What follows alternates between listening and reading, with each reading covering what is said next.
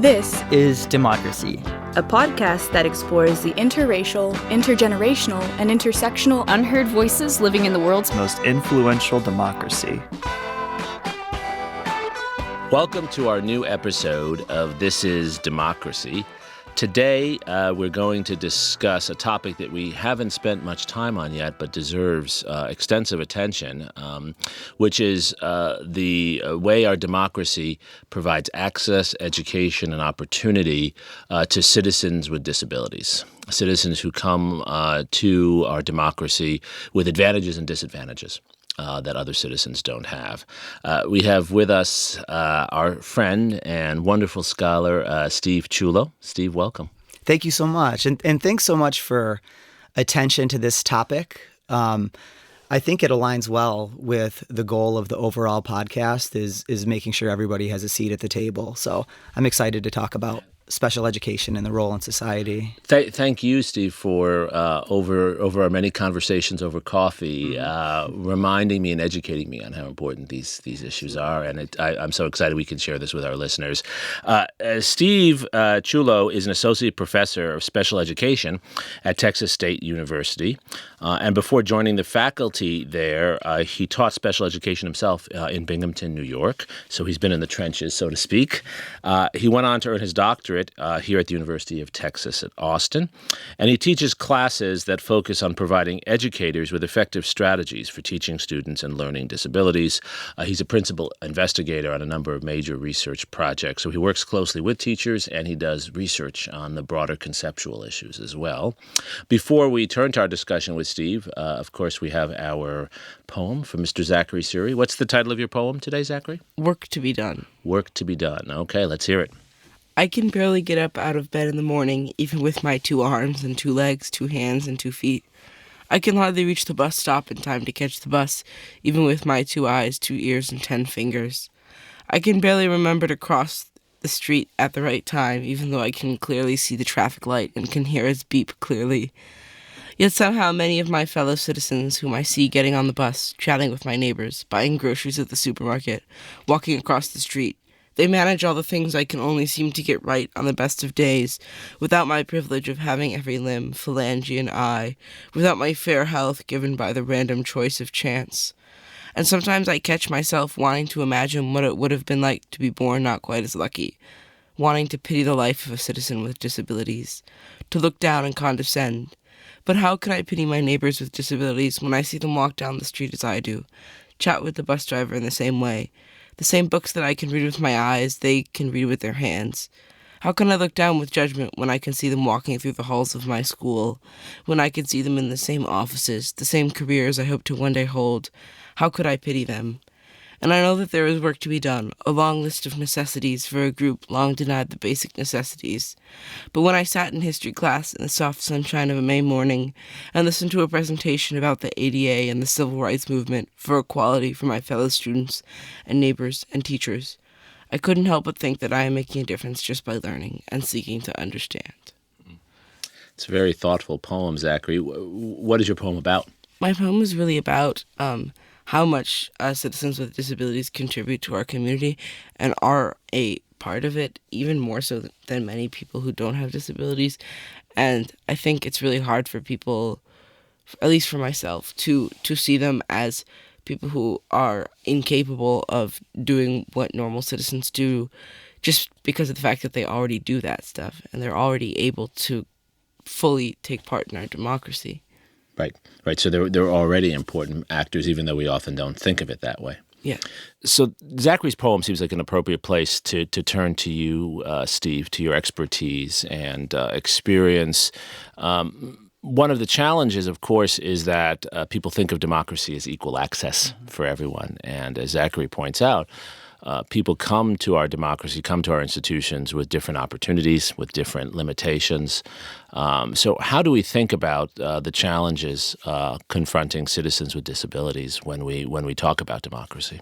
Yeah, that's a good question. And, when I think about that question, I think about a couple different areas. There's kind of the school version of students who have disabilities and receive special ed services. Then you think of long-term outcomes. And then you think of, in the middle, I always think of teachers.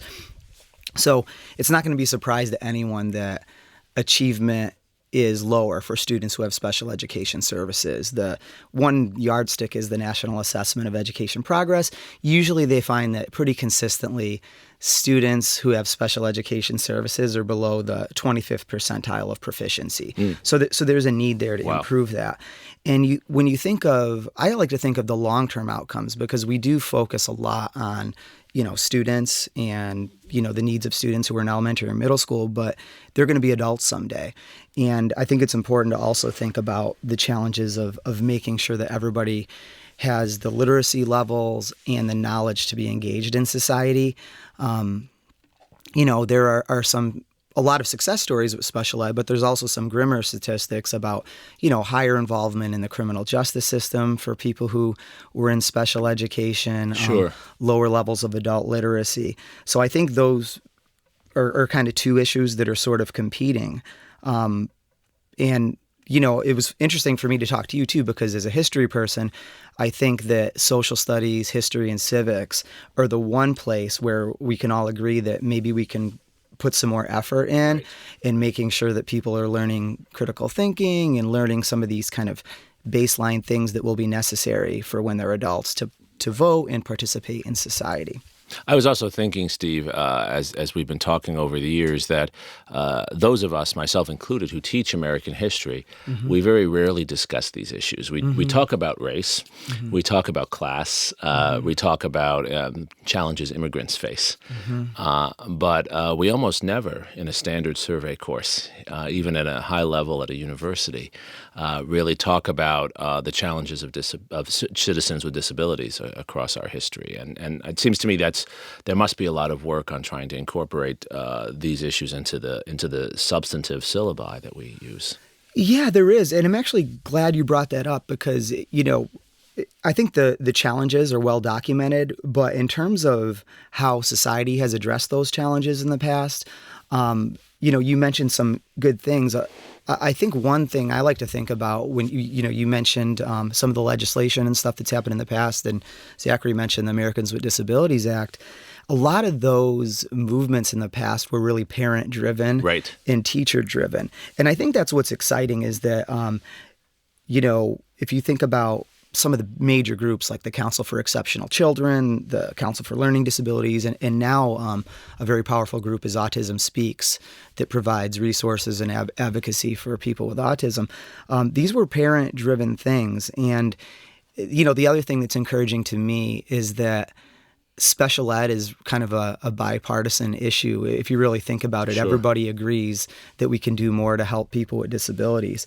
The Americans with Disabilities Act and really what provides the protections for students. If you think about school-age population, it's the Individuals with Disabilities Education Act. Just some basic things that a lot of people in the public might know is those are legal protections. So, if you have a parent of a child who has a disability, that, when they go to school, they're going to have an individualized education plan. It's targeted for their level.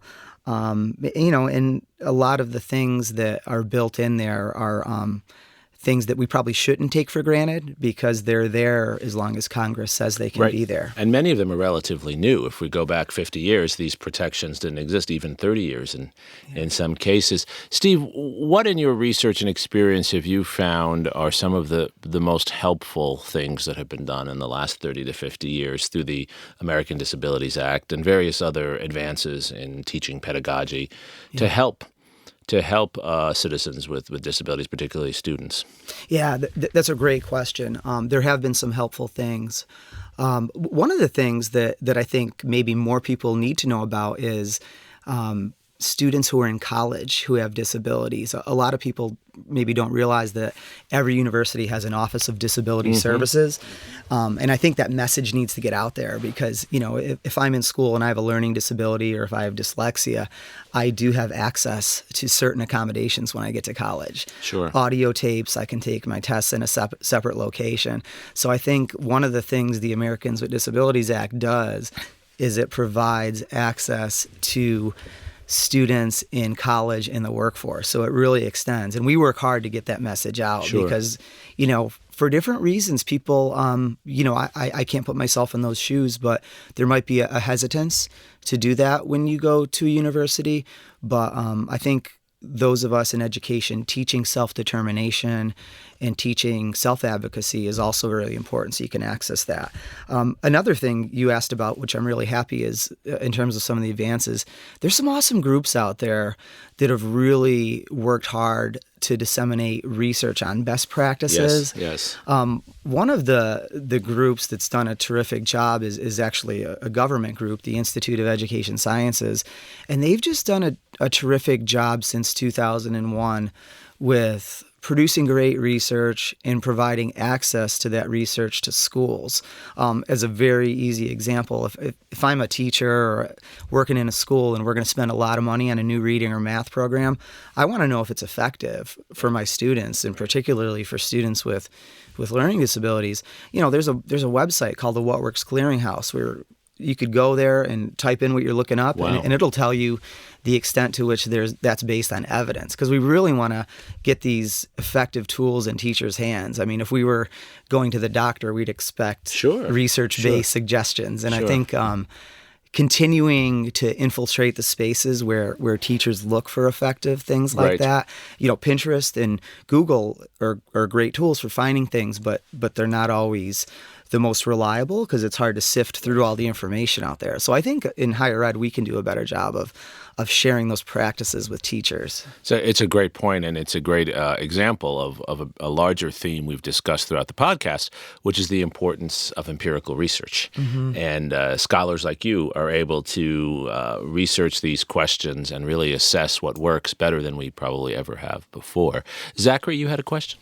Yes, I was wondering how do you think we can stop issues like this from taking too much of a backseat to other issues? Because we've seen examples, specifically in Texas in recent years, of governments neglecting disability education and putting it in and like neglectfully even breaking federal law to save money. How do we prevent that from happening in the future? Yeah, and I'm glad you mentioned that. That's something that I hope listeners look more into, is that some of the issues you're alluding to that happened in Texas with some students being denied services. There's a great article in the a reporter in Houston, was helpful in breaking that story.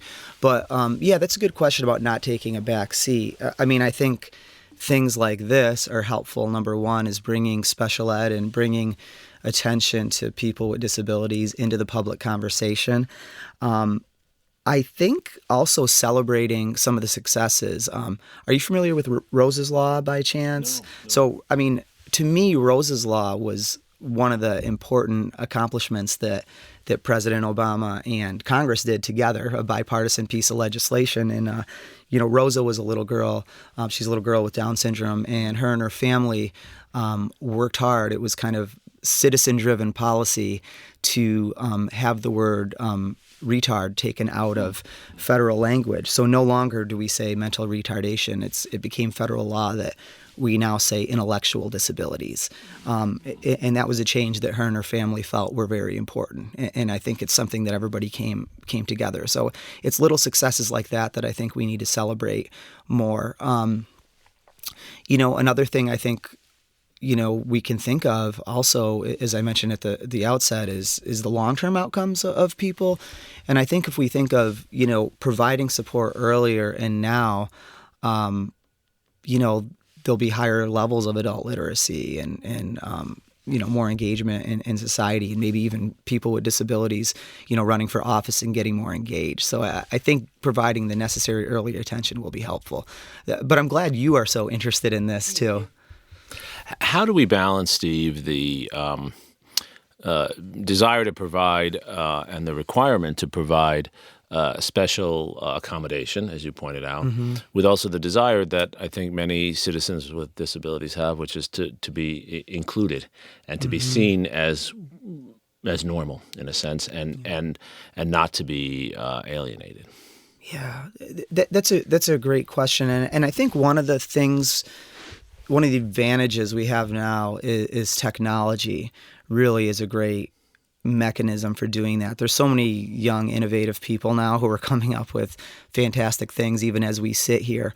So I think the acknowledgement that not even just having a disability, but all of us kind of have our own ways of learning different and accessing things different. And I think more understanding that we all have our own tools that we use. And I think that, like you said, you don't want to be necessarily seen as different. But I think if we can all talk about openly, that we all do learn differently. And, I may have dyslexia or a learning disability, let's say, for an example, and I may learn better, instead of, if I have some trouble reading words off the page, I may do better with an audio book or audio tape.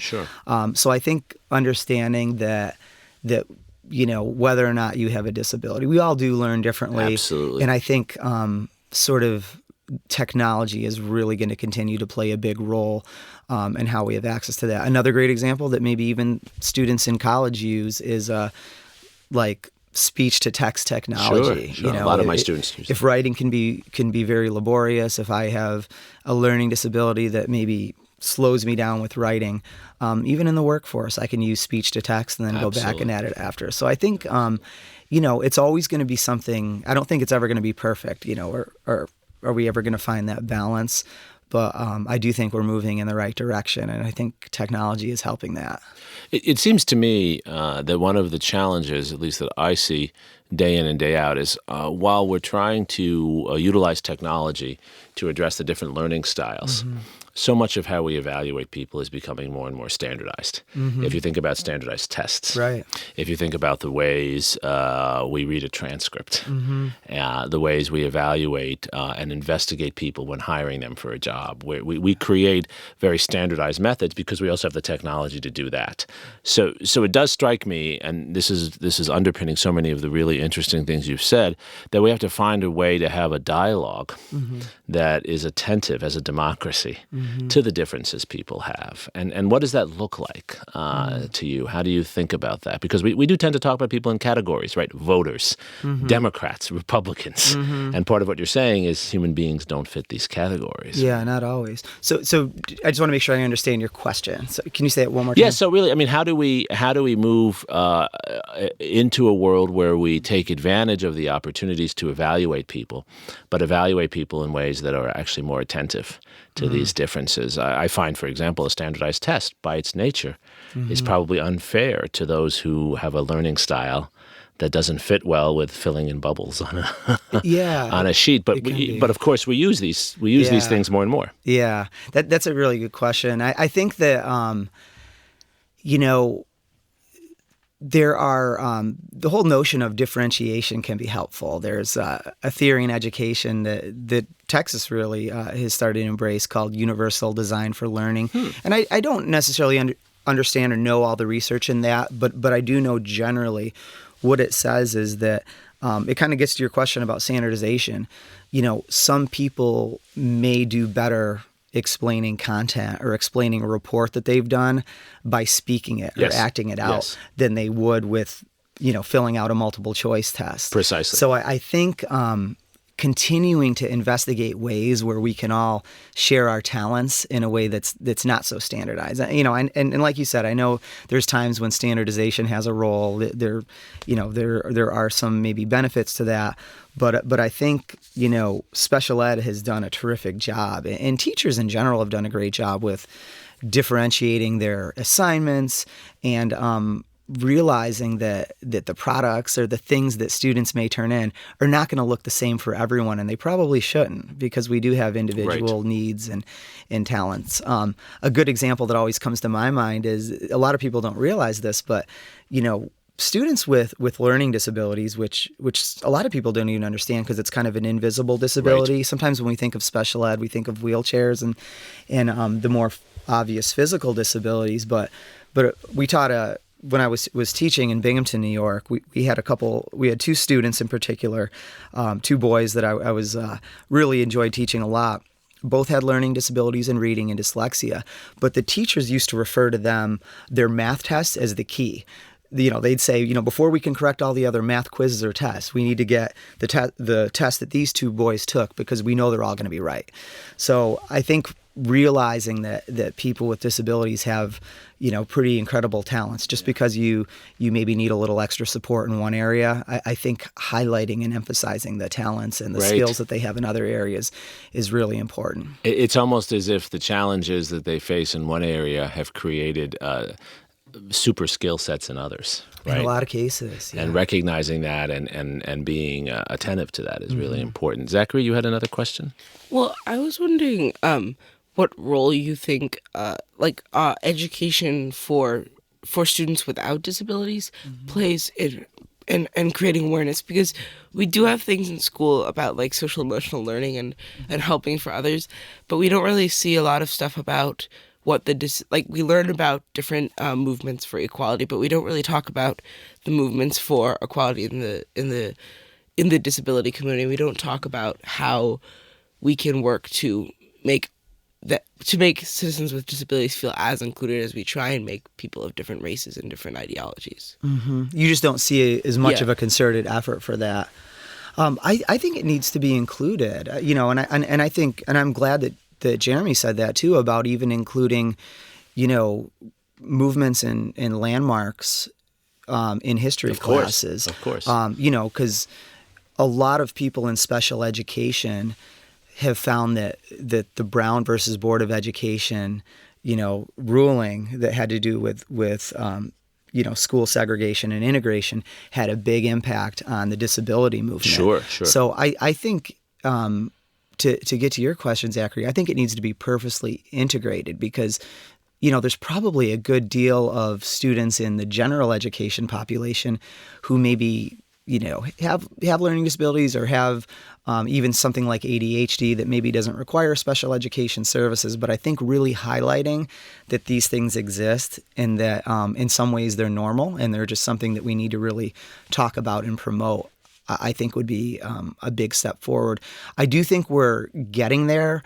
And maybe this is why I'd be interested in asking you, but if I think back to when I was in high school, and what special education was like. And I'd love to hear what Jeremi says too, but I knew that there was something as special ed. I knew that students were pulled out and there were certain students that went to another classroom to learn, but we didn't really know why, and we didn't really know what they were doing exactly.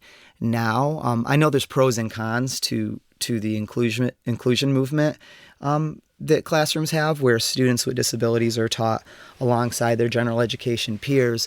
But one of the things it has done in a positive sense that I think a lot of parents would agree with is that it has broken down some of those barriers.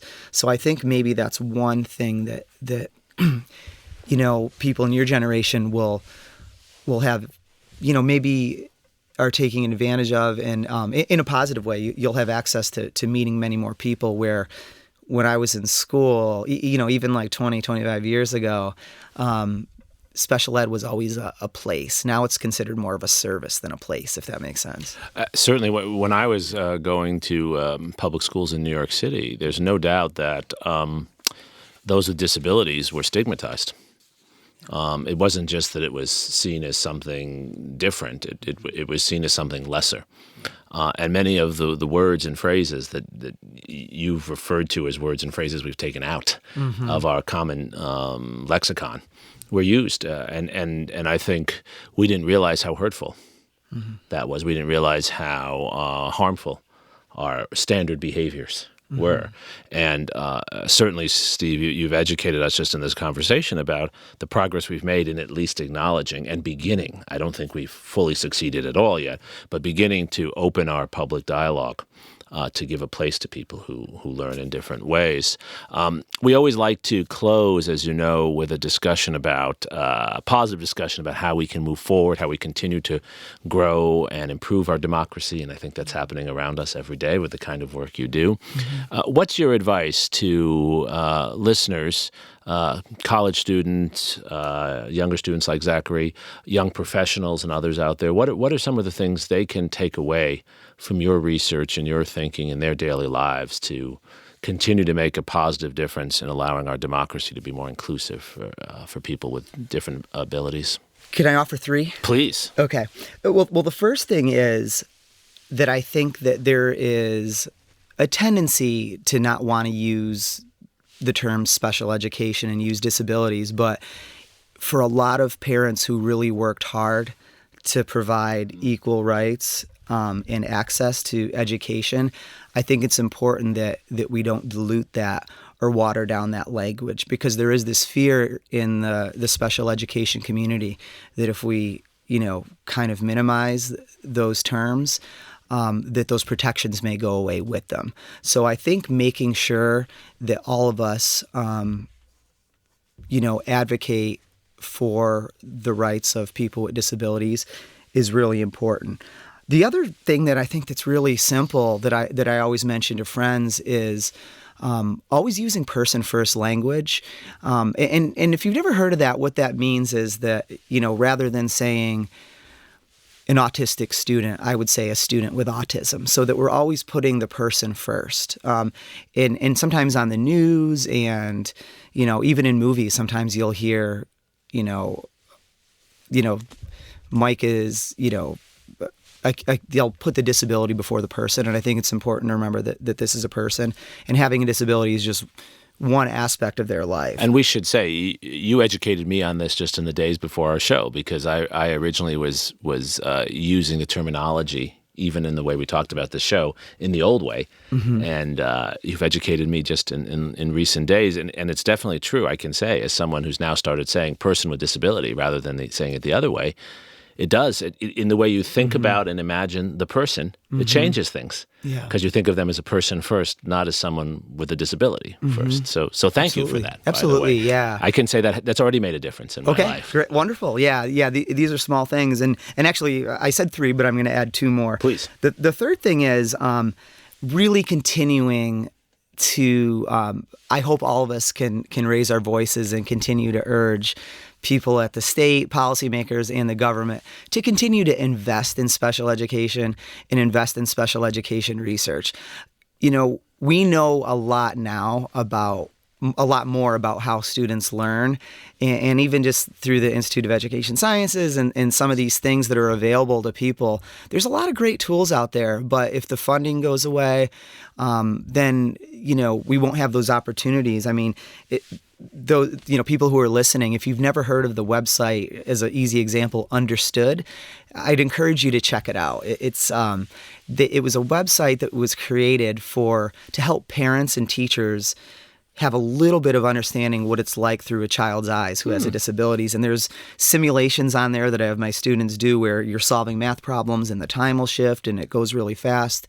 There's all sorts of distractors that pop up when they're writing or solving problems. And it's really just meant to give you a small taste of some of the challenges students have when they're learning. And on there's great resources about, what to do if you go to an IEP meeting, just really good access and tools for parents.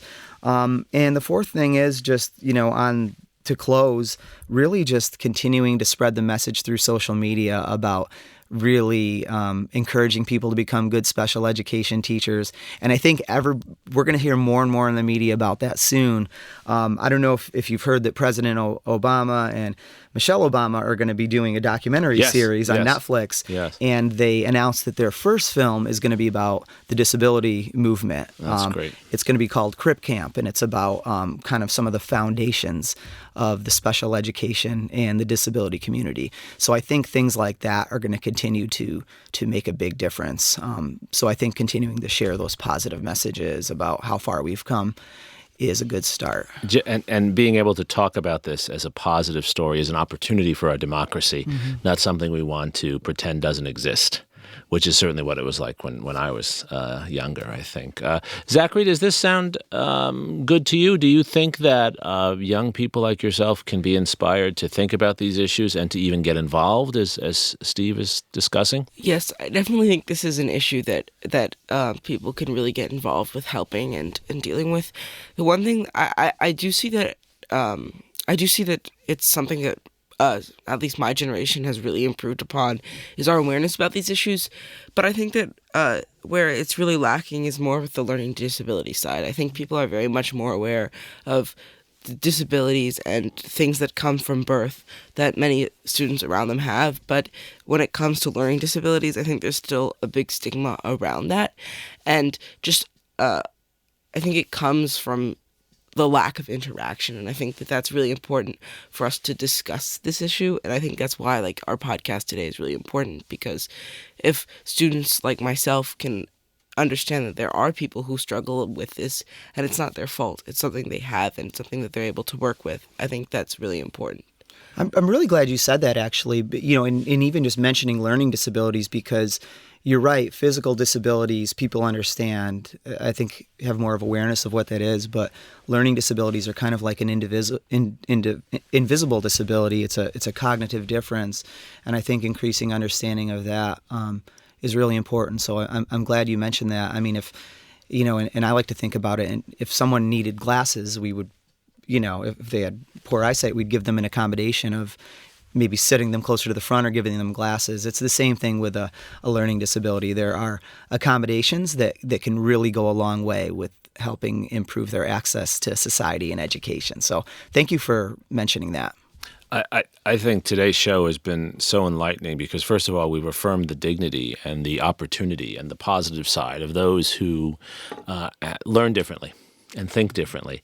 And, of course, that's essential to creativity in a democracy, is not only helping those, but actually showcasing the different perspectives people can bring because of the different approaches that they take to the world. And I think this show has also reminded me, as an educator and a citizen, that it's important we don't assume that everyone learns the same way. We don't assume that success looks the same for everyone. We have to be open to many routes to Rome. And in a way, that's what makes democracy so wonderful, that we all share values, but we also recognize the many different pathways. As Franklin Roosevelt said, our inspiration for the show, right? We're constantly writing the new chapters of our democracy. Steve, thank you so much for your research and for sharing it with us today. Thank you, and thanks again for the opportunity to talk about education. Again, I think it ties well with, you know, the whole topic of democracy. So it was a pleasure for me. Well, we hope to have you back on soon. And Zachary, thank you for your poem and your insights. Thank you for joining us on This Is Democracy.